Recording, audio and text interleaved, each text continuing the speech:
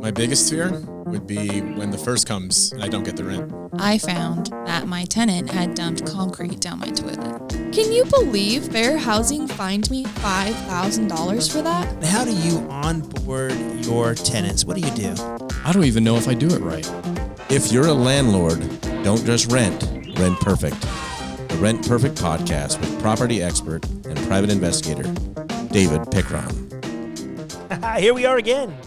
Another episode of the Rent Perfect podcast. Scot Aubrey with me. Scott, how are you doing? Good. We look like we're ready to go golfing or something. Hey, what are we doing here? Yeah, no kidding. I mean, for goodness sakes, I know this stuff. You know this stuff. Let's just go golf and forget about it. Anyway, we got to share. We got to share. And because we're sharing, we want you to subscribe because we have a lot to share and lots happened over this last year. And I only imagine that more is coming, you know, with this, with what's coming up in the next year too. But I wanted to kind of not talk really about eviction moratorium and COVID. And I can't wait till that's just so far in the past. We don't even breathe those words anymore. But, hey, I was showing my property the other night and this certain person who was looking at my property just kind of triggered me. And I thought, you know what? It's time to do a podcast about this. And I know with you showing property and your past, have you ever picked up the victim vibe at all? Oh, yeah, all the time. Yeah. Yeah.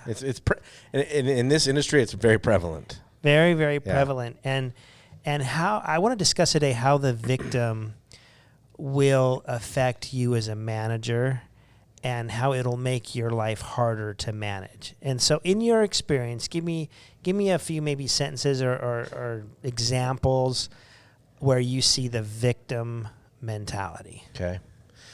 Hey, we just moved in a week ago and the light bulbs in the kitchen are already burned out. Okay. So that's a current victim tenant in your place. Do you mind coming over and replacing those for me? Right. Right? Right. Hey, do you know the smoke detector started going out? The beep thing went off last night. I think it needs a new battery. Right. Okay. Climb on up there, right? That's exactly. Yeah, right? Right. I mean, there's always the nightmare. The sprinkler head broke in the front yard, right? I got to get my car detailed now because it's got hard water stains on it. That's your fault, right, landlord. Right. I backed over the sprinkler head, but that's your fault. Right.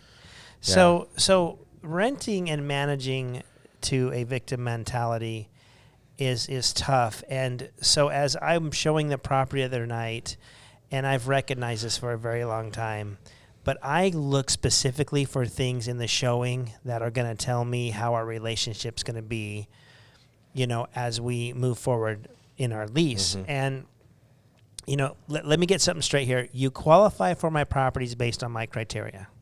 Okay? So, but there are certain attributes I'm also looking for, and usually they're going to bleed out into other things in my criteria that I'm going to be able to say, hey, this probably isn't the right place for you. Mm-hmm.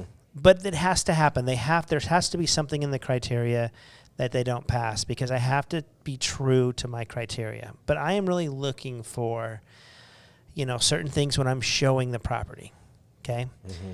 Because I want someone in there who's going to like it, love it, take care of it as it's their own, not always be calling saying, you need to come and fix this. Because I've looked over my lease many times, Scott. I've read it. Nowhere in there does it say you get a 24-hour maintenance man with this on call. Property. Yep. Okay? That's hard management, right? Yeah. So as we're showing the property the other night, the first thing that I heard was, you know, my landlord never returns my phone calls. Okay? Yeah. I would love to talk to the landlord in this situation and find out why. Because I know one thing. As a landlord, I want you in that property happy, healthy, as long as I can have you there. Absolutely. Right? That's every landlord's dream is long-term tenant, pays the bills, is happy, treats it like their own. And we teach being partners, right? That they're your business partner. Mm-hmm. Why would I not call you back? Yeah, there's typically a reason. Right? There's probably a long history there of phone calls that went awry or Right. phone calls that were just like, okay, really, Right. I'm not going to come and take your garbage out. Right. I can't take this anymore. Yeah. Right. Yep. There's the airport's too close, and I'm hearing the jets at night. There's a lot of sirens going on. Dogs are barking down the street. I mean, I can just see in my mind, and they're all thoughts of mine that are true or not true. I don't know, but I can just see that very few landlords that I know would not call their tenant back. I mean, they're in control of a $200,000, $300,000, $400,000 asset. Most of the people I work with would make that phone call. So if they're saying something like that, I have to say in my mind, why won't the landlord call them back? Yeah. Right? The next comment we made was, my landlord didn't fix anything. Okay? We talk a little bit about having those people and the light bulbs and the sprinkler. So I have something in my lease that says under $50. Right. Yeah. You're responsible to take care of it. Don't Yeah. These are wear and tear items that you're probably responsible for anyway. Air conditioning, yes. Yeah. Plumbing, yes. Roof collapses, yeah. Maybe if it's the toilet stopper that doesn't fully seal and it leaks a little bit, it's $7.99 down at Home Depot. Go throw that in. Yeah. Right. But those are the people I'm looking for, and so I wanted to kind of talk a little bit about it is harder to manage a victim. And this last year, what was the victim stance with COVID? Well, I can't pay my rent. I'm the victim. I've lost my job. I'm sick. We've got hardships. And those are legit. A lot of these times is a legitimate thing. But the government should pay for it. Yep. The government. And the so landlord, we trained them. Right. The landlord should not get his rent right now, and I should live for free. I've been wronged, and you have to make it right. That's a victim mentality. I'm sorry that people have heartache in life. I have heartache in life too. But we get up, we face it, and we overcome it, and we actually take control of our lives. Yeah, we find a way. That's the business partner I want. That's the business partner that I can get along with. That's the successful relationship I'm going to have for the next 5 years. Yeah. So I want everybody to really, as they're showing their property, here's another reason why you show it in person and don't use the lockbox, and you get in there and talk to people, because the way they talk about their current landlord is the way they're going to talk about you. Yep. Right? Yeah. Oh, yeah. There's the tiger doesn't change its stripes. No. Right? It is what it is going to be like, just like that. So if you're thinking, no, I'm a better landlord than that, and I'm going to return his phone I know how to calls, manage. and I'm going to go change the light bulb. But, good on you. Yeah. Good on you. You're really not a landlord. You're a maintenance man at that point. And when will it stop? Yeah. Just get used to seeing that guy's phone number pop up on your caller ID Exactly. all the time. Yeah. So there's one thing to look for when you're showing your property and engaging what kind of relationship that you're going to have with your future business partner.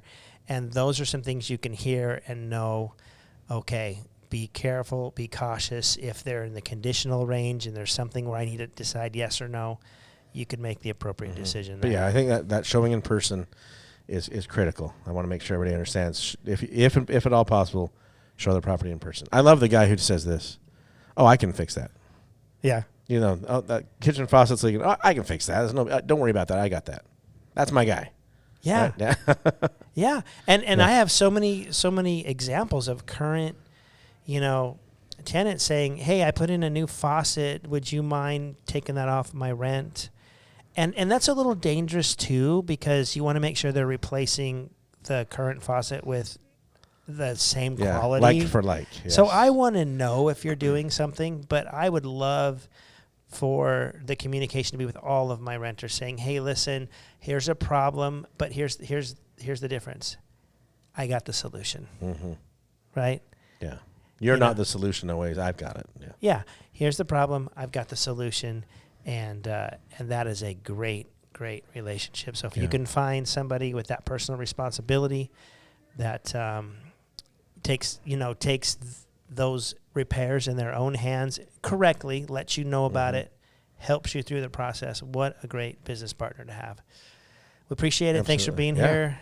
And we as landlords, even with all the stuff stacked against us with the CDC and all the stuff, we are not going to be victims. We are going to go out and manage like superstars. Yeah. Be successful. Go be successful. Go be successful. Yep. Thank you so much for joining us at the Rent Perfect podcast. And until next time, continue to rent perfect.